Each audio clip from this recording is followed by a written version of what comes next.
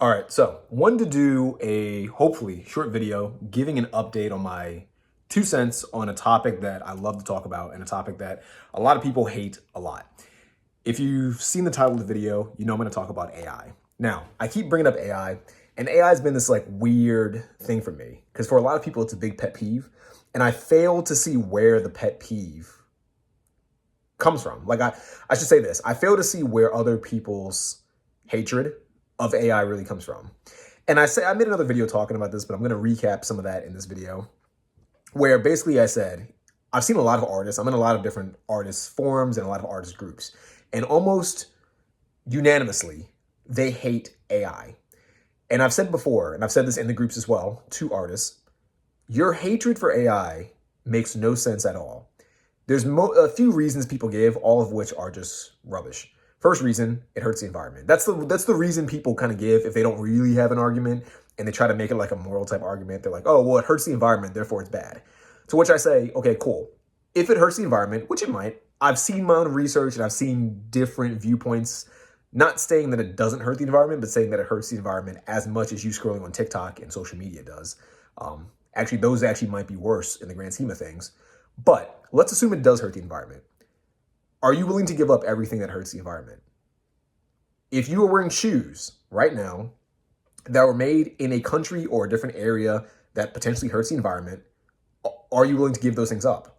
I've heard that the fashion industry in general, a lot of times when you buy Shein clothing or stuff from like American Eagle or back in the past like American Apparel, all those retail stores, when those clothes get discarded, they go to different places, say, for example, in Africa, and they get kind of thrown into these random like landfill spots where they all pile up because these things don't degrade effectively.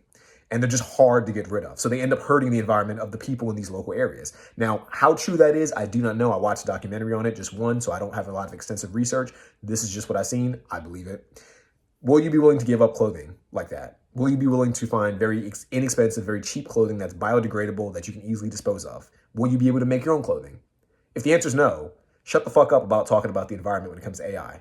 My genuine opinion. This goes with everything. If you eat certain foods that can hurt the environment, do you really care about the environment, or do you just care about convenience? And are you using the environment as a way to make yourself seem morally superior to the people who care about AI and the people who actually use AI? We all know the answer. The answer is you don't care about the environment that much because you don't care about it in every other area. You just want to find a justification to hate AI. So your arguments are invalid. That's one argument that I've heard a lot. The other arguments are AI hurts artists. To which I say, that is stupid. It doesn't make sense and it's not true. If anything, I've seen more artists, myself included, use AI to be far more efficient in their artistic endeavors. That's an argument I've heard. Another argument, people who use AI are not creative. Define creativity. Because the way I think about creativity is you have something in your head that's relatively unique. There are no such thing as truly unique ideas. All of us take different ideas from different things we've witnessed in our own lives. Maybe we exaggerate those things we've seen, or maybe we combine those things we've seen, or we distort the things we've seen, and we take those things, and those are unique ideas. So for example, if you're making like a fantasy world, you create an animal. What are the animals you create? They're probably bipedal or they're probably quadrupeds in some way. Well, legs are not unique, right? Different animals have 4 legs, some animals have 3 legs, some animals have 2 legs, some animals have no legs, right? You didn't create the idea of a creature without legs or with X amount of legs. A lot of animals have sharp teeth in these fantasy worlds. Okay, so do lions, so do tigers. Like real world things have these same attributes. You took the attributes from things you've seen in real life or things you understand in real life, and you just slightly manipulated them and you called them unique like we all do. So stop saying that people aren't creative if they use AI. That doesn't make sense. Because I think the idea is that people type in, make me some, like, I feel like this is what I think artists do, artists think. I think artists believe in their minds. Someone who uses AI says, create something to AI. Like that's the prompt, create something. And AI spits something out and people go, look what I made. To which, are there people that might do that? Sure. Is that what most people do? Probably not. Most people probably have something in their mind that they have a means of describing, maybe not the best way. Maybe it's difficult to describe this thing that's in their head, but they have an idea of what is in their, they can see something in their head. They don't have the talent or the technique, or perhaps they haven't invested the time to learn how to draw these things. And this is true of artists, by the way, too. Most artists who've been studying for years sometimes have stuff in their head that they can't draw on paper or they can't put into the real world with whatever medium they want to use. Are they, this idea that like you're not creative because you're using AI to me is a bit stupid. Like if you have an idea in your head that's unique and you wish to put it into the world, you're no less creative than an artist who's been studying for 50 years. The only difference is the medium, right? For someone who's been drawing in like a sketch pad for the entire lives, the medium is pen and paper or pencil and paper. If you're someone who wants to use AI and you have an idea of what you have in your head and you want to put it into the world, then AI is your medium. And that's perfectly fine. That's cool. Now, I bring all this up. That's kind of like the third thing I've heard. The idea that it's not creative. Stupid. I bring this up because I want to kind of address the idea that artists are hurt by AI. And I say that this isn't true because, like I said, I've seen artists use AI to make their own lives much easier. I use AI to make my life easier. When I'm creating a comic book, there are some environments that I have in my mind, and I could draw them, but I just don't want to draw them because they're not super significant to the plot. They don't matter that much. They're just kind of a background. And rather than me take hours to sketch out a background and then try to do the line art for it and be meticulous about it, make it look as nice as possible just for the reader to spend 2 seconds to look at it, it's easier for me to use AI. And this is what I do. I'll tell you exactly what I do. I'll make a sketch, like a rough sketch or a relatively decent sketch of something, and I'll put the sketch into ChatGPT. And ChatGPT will render that sketch based on the things I tell ChatGPT that it is. So they see the sketch and I tell ChatGPT, generate for me a Coliseum that's X, height, tall, perimeter is whatever, it's gray, it has like these splotches of whatever, and it'll generate an image that usually looks pretty decent. And it usually looks exactly like the sketch that I made. And then I go deeper and I say, okay, well, I don't like this because in ChatGPT you can highlight stuff. I'll say like, I'll highlight something and say, change this to have cracks in it. Change this to do A, B, and C. Change this to do whatever. And then I'll take something like that and I'll put it into Meshly AI, and that'll generate a 3D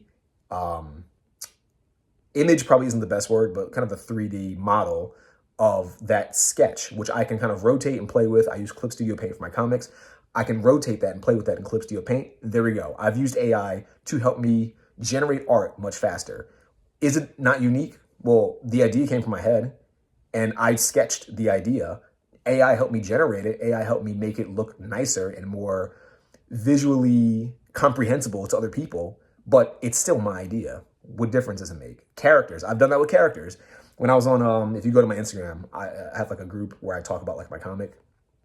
And I literally will take like a full drawing, not even like a sketch, like an actual drawing, not inked, but just a complete drawing, put it into AI. Maybe I'll put some in this video, just kind of give you an example, and tell AI what it's looking at. Like, oh, this is my character. These are the attributes of my character. They're X height, X weight. They're slender build, they're brown skin, tan skin, whatever, green hair, all this stuff.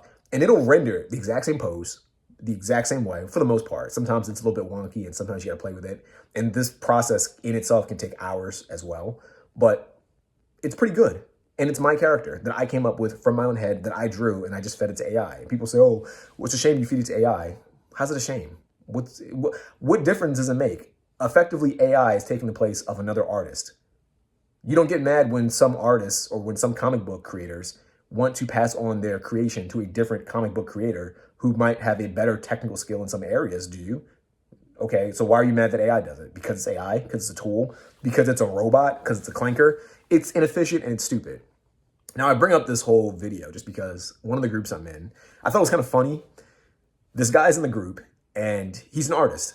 And he says, hey guys, I'm creating a comic book. I just don't have the time to work on the comic book as much as I'd like to. And this resonates with me because for anyone that's never tried to create a comic book, it's very time exhaustive. The plot takes a long time to think about. It took me a whole year to come up with my plot from beginning to finish. And there's still pieces of the plot I'm just gonna wing as I create the comic. The plot takes a long time. The concepts take a long time, like the characters, if you have magic, the magic system, the currency, if you're really trying to do some in-depth world building, these all take a lot of time. Drawing the characters, understanding the character's personality, understanding how they interact with other people, the way they speak, the environment, the environments, the clothing, the languages. There's so many different things go into creating a comic and they're all very time exhaustive. And then final part, actually drawing the damn thing, sketching it out, coming up with a script, coming up with how it's going to be composed in an actual comic book layout, and then actually drawing it and then erasing it because it's probably not going to look as good as you want it to, drawing it again, erasing it again, doing that multiple times until you have something that's satisfying, and then inking it, which is, all these things are a long process. I've said this before, and I'm more of an amateur at this, so maybe other people are faster. For me to draw one panel, not even draw, for me to ink one panel, let's say sketch and ink. For me to sketch and ink one panel, after I already have kind of a thumbnail in mind, it takes me about 3 to 4 hours for one panel. There are usually 5 panels. I try to hit about 5 panels per page, sometimes more, sometimes less.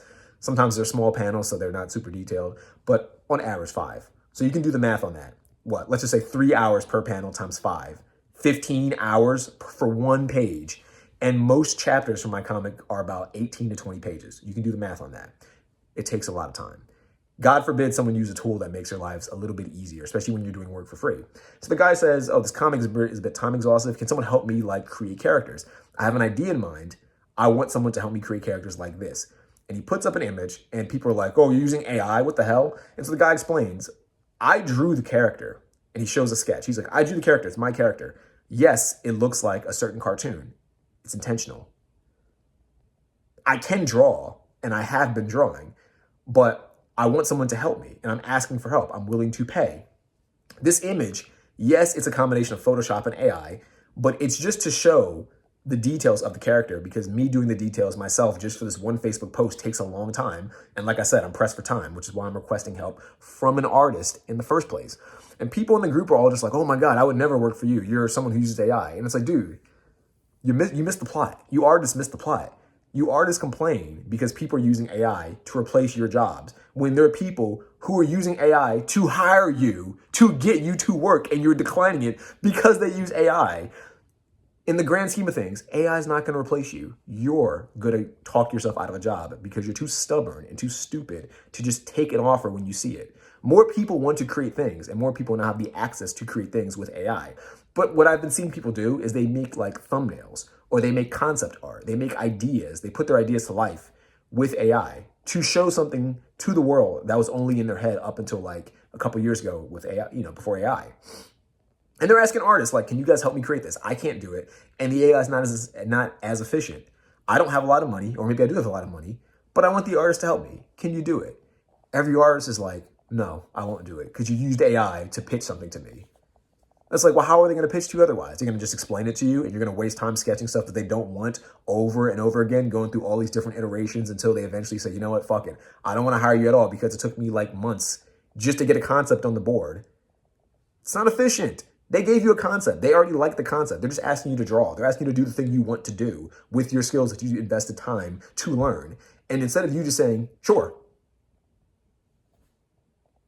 that's all you got to say. Sure, I'll do it. And they'll give you money and you can do it. All of you artists out there, isn't that what you want? To get paid to draw? To get paid to create art? And here are people doing exactly that. And you're doing this. No, I won't do it because you're using AI. You're using AI. I refuse to work for someone who used AI. It's like he's using AI to get your help. So you're not going to do it. Cool. Okay. Well, when the AI gets better and when all of the people who tried to hire you say, I tried to get an artist, man, but I reached out to 20 artists and all of them turned me down because I used AI because I can't draw and because I want an artist who can draw. They're going to say, but you know what? The AI tool, it kind of did a good job the first time. And now it's a bit better. Now it can kind of do a much better job. And it's still free. It's still cheap. And this is a hobby, or this is a very, this isn't something I want to dedicate my entire life to. It's just something small, a small project I wanted to create.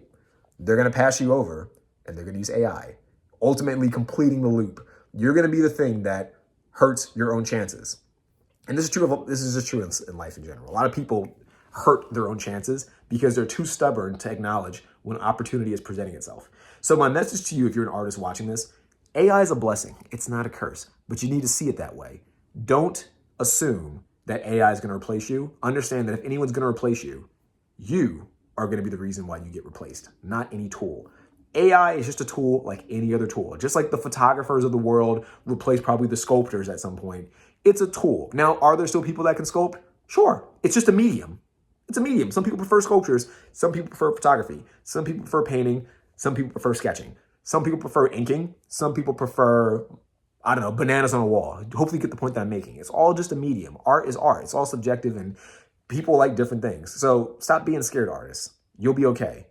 Just don't talk yourself out of a good thing. Understand that this is more of a blessing than a curse, and use tools to your advantage. Just like you would use Photoshop to make your photos look, to make your art look a little bit better. Just like you use a digital pad.